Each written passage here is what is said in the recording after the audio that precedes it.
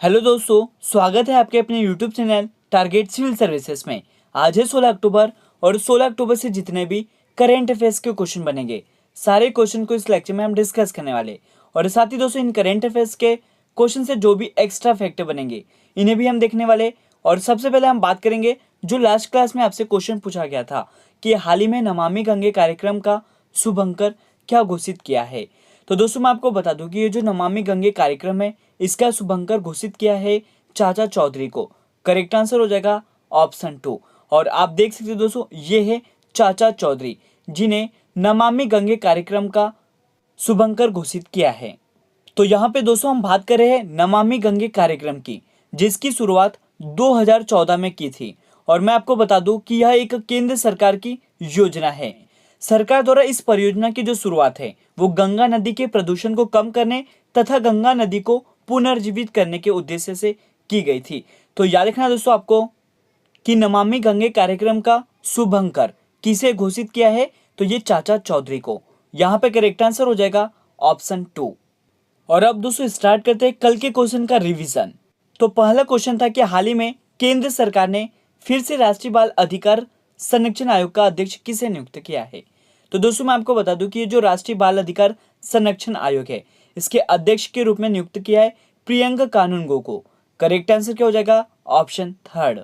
Next question था कि हाल ही में किसे मिस इंडिया अर्थ 2021 के रूप में चुना गया है। तो दोस्तों मैं आपको बता दूं कि ये जो मिस इंडिया अर्थ 2021 है, इसके रूप में चुना गया था रश्मि माधुरी को। करेक्ट आंसर है यहाँ पे ऑप्शन 1। क्वेश्चन है कि हाल ही में भारत पे के नए अध्यक्ष कौन बने हैं। तो ये बन गए दोस्तों रजनीश कुमार। करेक्ट आंसर है यहाँ पे ऑप्शन 3। अगला क्वेश्चन था कि हाल ही में मेरा घर मेरा नाम योजना किस राज्य की सरकार ने शुरू की है। तो इसकी जो शुरुआत है वो की है दोस्तों पंजाब राज्य की सरकार ने। करेक्ट आंसर हो जाएगा यहाँ पे ऑप्शन 4। प्रतिवर्ष अंतर्राष्ट्रीय ई कचरा दिवस निम्न में से किस दिन मनाया जाता है। तो दोस्तों मैं आपको बता दूं कि ये जो अंतर्राष्ट्रीय ई कचरा दिवस है, यह प्रतिवर्ष 14 अक्टूबर को मनाया जाता है। यहाँ पे करेक्ट आंसर क्या हो जाएगा ऑप्शन 2। क्वेश्चन है कि हाल ही में जलवायु लचीलापन सूचना प्रणाली और योजना क्रिस्प एम टूल किसने लॉन्च किया है। तो इसे लॉन्च किया दोस्तों गिरिराज सिंह ने। करेक्ट आंसर हो जाएगा ऑप्शन 3। अगला क्वेश्चन है कि जूनियर वर्ल्ड चैंपियनशिप 2021 में भारत ने कुल कितने पदक जीते हैं। तो दोस्तों मैं आपको बता दूं कि ये जो जूनियर वर्ल्ड चैंपियनशिप है, इसमें भारत ने कुल 43 पद जीते थे। यहाँ पे करेक्ट आंसर हो जाएगा ऑप्शन 3 43। नेक्स्ट क्वेश्चन है कि किस भारतीय राज्य या केंद्र शासित प्रदेश ने ऑपरेशन सतर्क नाम से एक गश्ती अभियान शुरू किया है। ये शुरू किया दोस्तों दिल्ली राज्य ने। करेक्ट आंसर हो जाएगा ऑप्शन 3। क्वेश्चन है कि हाल ही में प्रधानमंत्री नरेंद्र मोदी जी के नए सलाहकार कौन बने हैं। तो ये बन गए दोस्तों अमित खरे। तो यहाँ पे करेक्ट आंसर हो जाएगा ऑप्शन 1। और रिवीजन का लास्ट क्वेश्चन है कि ऊर्जा दक्षता सेवा लिमिटेड के नए मुख्य कार्यकारी अधिकारी कौन बने हैं। तो ये बन गए दोस्तों अरुण मिश्रा। करेक्ट आंसर हो जाएगा यहाँ पे ऑप्शन 4। तो हमने दोस्तों 15 अक्टूबर को जितने भी करंट अफेयर्स के क्वेश्चन किए थे उनका रिवीजन कर लिया है।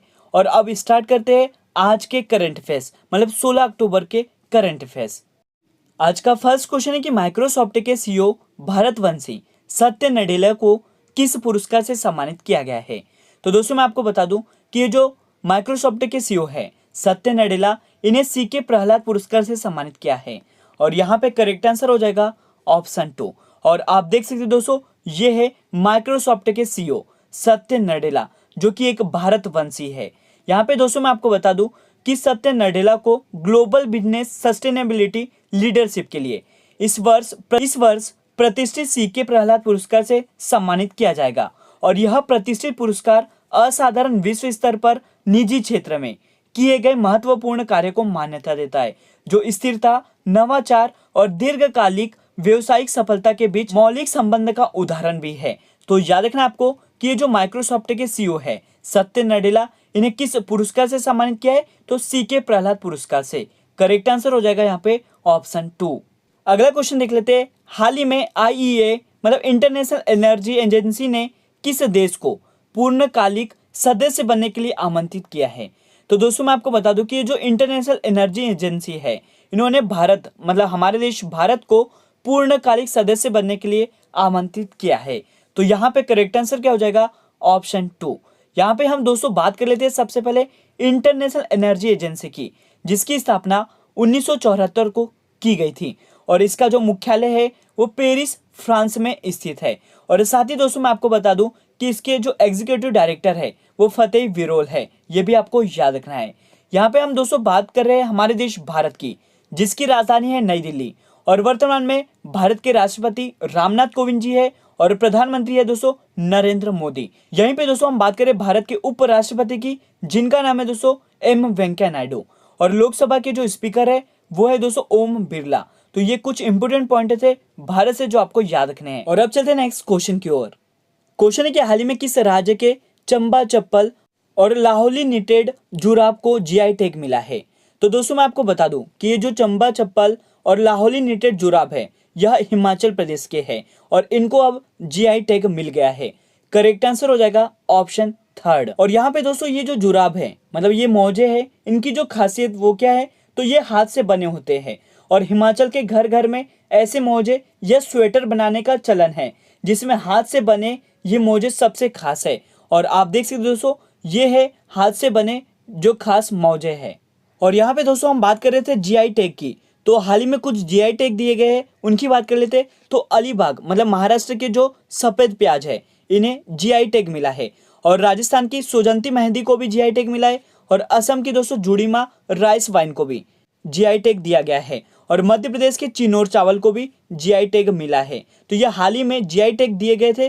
तो ये आपको याद रखना है कि हिमाचल प्रदेश के चंबा चप्पल लाहौली निटेड जुराब को जीआई टैग मिला है। और अब चलते हैं नेक्स्ट क्वेश्चन की ओर। क्वेश्चन है कि हाल ही में किस राज्य की सरकार ने सभी स्कूलों में आरोग्य वाटिका स्थापित करने के लिए निर्देश दिए हैं?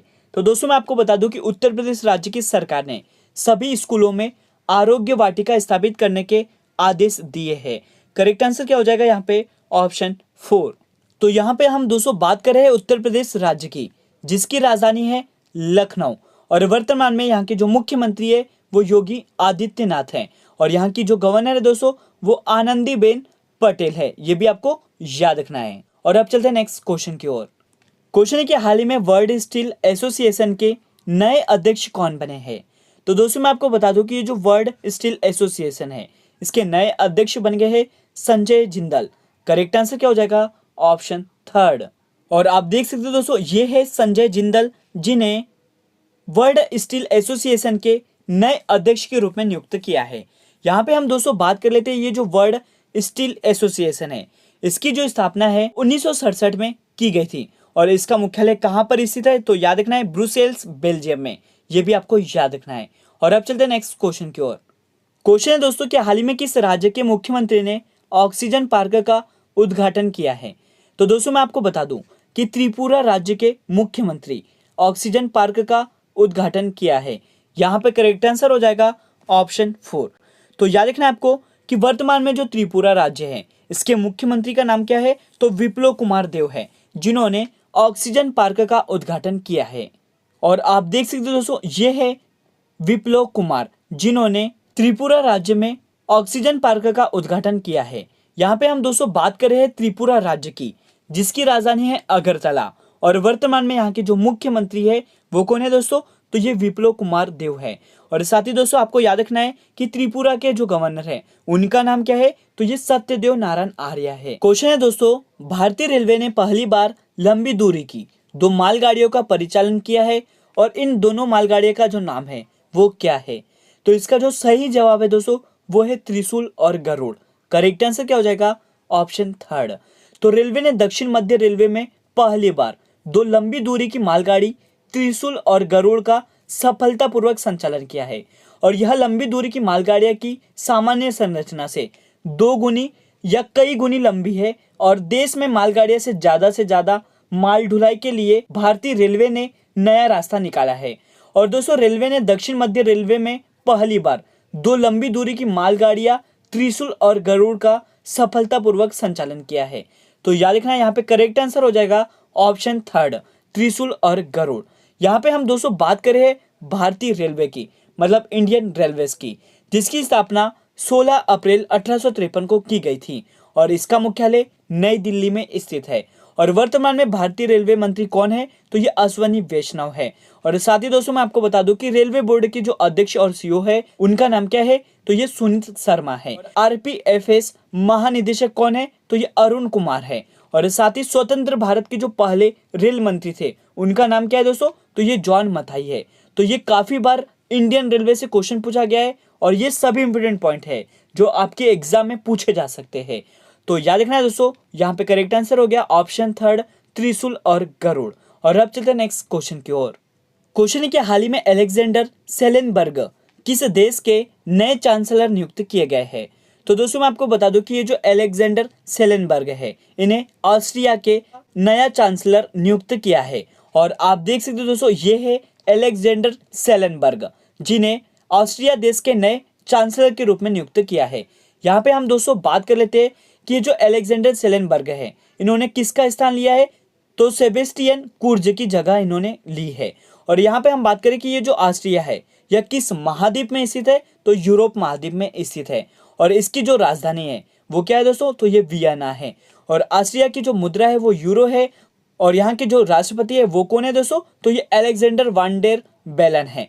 तो याद रखना है ये ऑस्ट्रेलिया से सभी इंपोर्टेंट पॉइंट जो आपके एग्जाम में पूछे जा सकते हैं। याद रखना है कि अलेक्जेंडर सेलेनबर्ग को ऑस्ट्रिया देश का नया चांसलर नियुक्त किया गया है। और अब चलते हैं आज के लास्ट क्वेश्चन की ओर। तो आज का लास्ट क्वेश्चन है कि हाल ही में जारी ग्लोबल हंगर इंडेक्स में भारत किस स्थान पर है?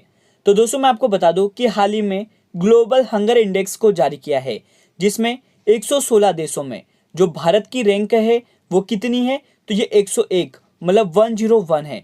याद रखना है दोस्तों कितनी है? तो यहाँ पे करेक्ट आंसर कर लेना है दोस्तों ऑप्शन थर्ड 101वीं। तो दोस्तों आपको याद रखना है कि हाल ही में जारी ग्लोबल हंगर इंडेक्स में भारत को कुल 116 देशों में से 101 मतलब 101 स्थान मिला है।